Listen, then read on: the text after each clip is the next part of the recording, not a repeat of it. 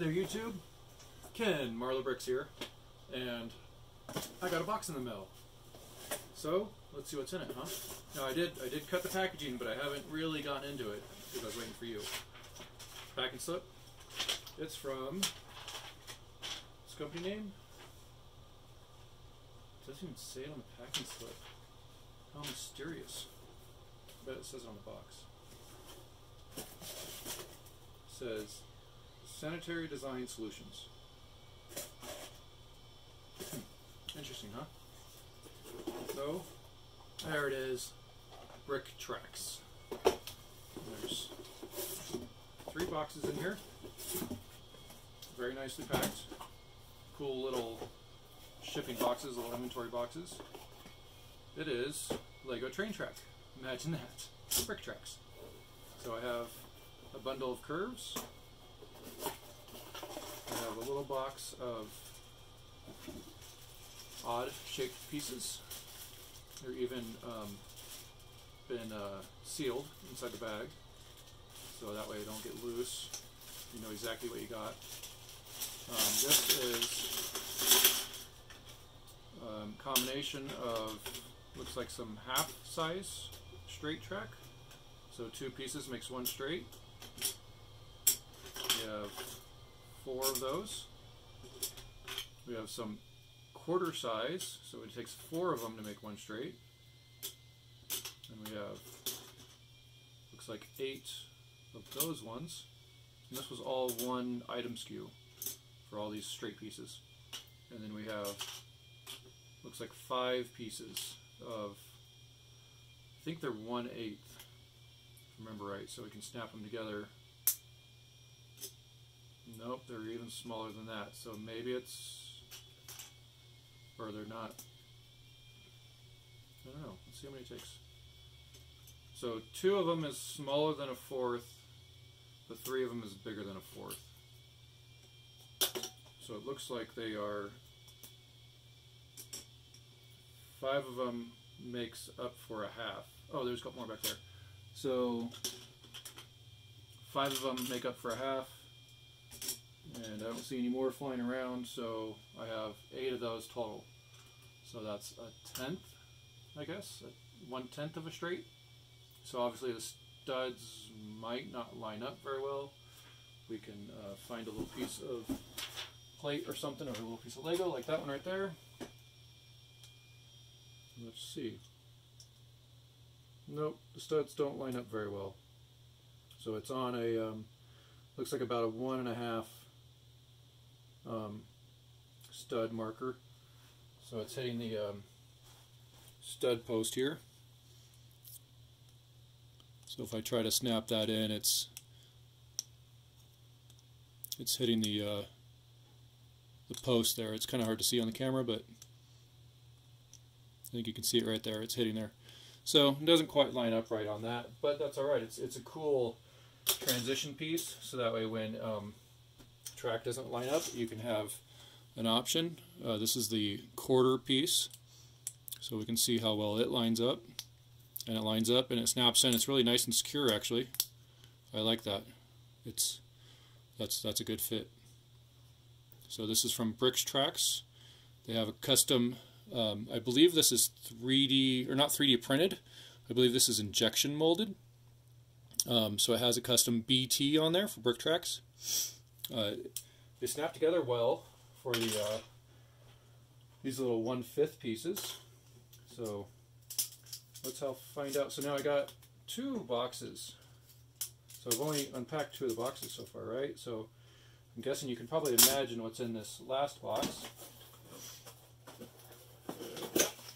And sure enough, it's more curves. So this should hopefully, according to their advertisement, gives me enough curves to do, by buying 2 packs, it gives me a full circle. Again, it snaps together nicely. And so this is a 9-volt track, but it's standard, standard track, just like Power Functions. So let's see. Yep, snaps together nicely to that. So I think I'm going to lay this out real quick. This is my, so this is R56, R56 curve. So I'm gonna lay it out real quick. This is my R56 ballast. So I'm going to lay it out on top of that, and we'll see how it looks. So give me a second, and I'll lay that out, and we'll go from there. Okay, so we got the track all put together. It snapped together really nice. The curve here is lining up nicely, much better than the Tricks brick version I got from 2 years ago. It seems like it's hitting the correct stud on the base plate, which is really good. I'm really happy to see. It doesn't seem like I'm forcing it. It seems like it wants to sit there. It lined up good over here. There's a little bit of play in it,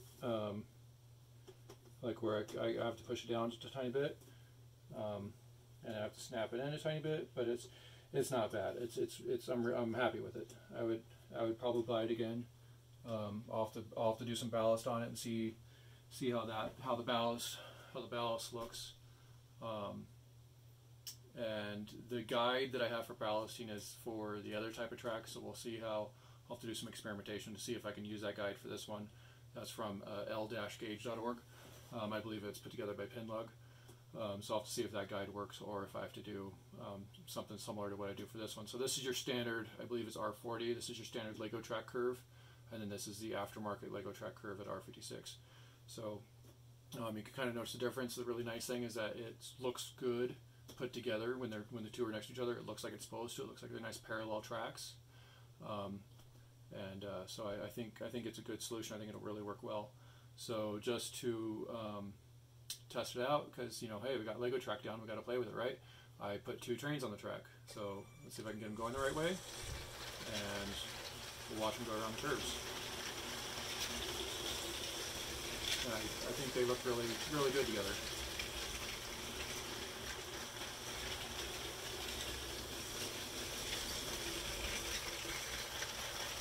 There you go.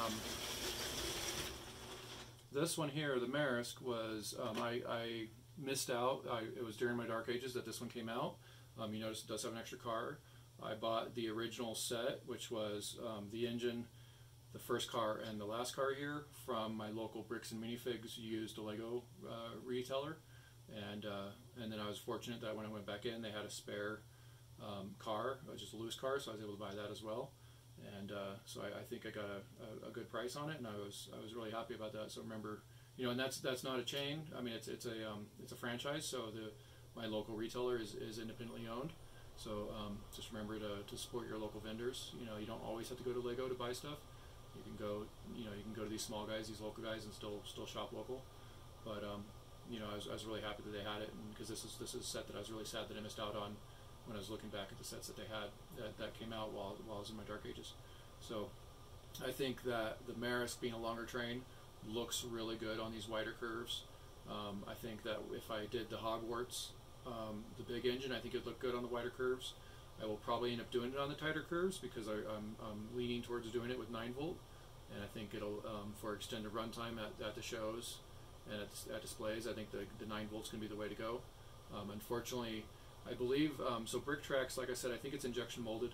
So I believe they're working towards doing injection molded with the metal rails, but I don't think they're there yet. I don't think I saw it on their website. So at some point, one of the sites, one of the companies will come out with that. It'll be exciting. Everyone's going to be really excited about it. But until that happens, I think for this layout that it's sitting on right now, I think I'm going to go with the tighter curves, just so that way I can run 9-volt. And the nice thing with 9-volt is I have the option, like right now the train that's running on it is battery powered, so I have the option to go either way. But I think I'm going to do it in 9-volt, and that way I can have that option. But I'm going to definitely be using this wide radius Power Functions track for battery operated shows where I don't mind changing the batteries, and I want to run the bigger trains, and I want it to look good with the curves. So I think this was a good purchase. It cost, I believe it was about $60. If I can find that invoice. It says it on there. Oh no, yeah, so it was $60 for the curve, and then I spent another $20 on the straight track bundle. So the whole thing was about $100 US. So I think it was a good purchase, and I'm happy with it so far. So there you go. Thanks for watching.